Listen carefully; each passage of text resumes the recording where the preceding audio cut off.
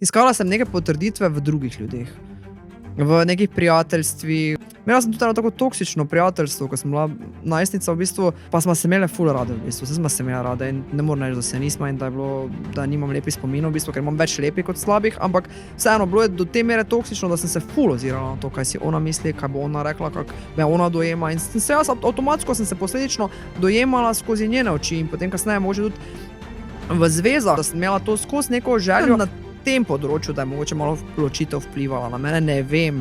da mi je mogoče vedno manjkala ta ati figura oziroma pač je bila manj prisotna in da sem vedno pač bolj hrepenela po nekem dokazovanju, da sem pa dobra. Očetom nismo imela takega odnosa, da bi zdaj bilo tu nekih ful potrditev, da sem se mogoče včasih počutila nesprejeto, da me je takrat to toliko bremenilo, da sem iskala mogoče v drugih ljudeh to in je bilo ful, bom rekla, kompleksno iz vidika, ker jaz seveda tega nisem nikoli dobila.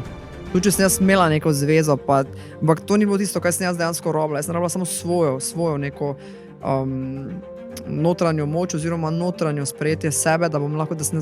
bi jaz lahko rekla, v redu si, super si, ne zaslužiš si tega, ne trpi tega.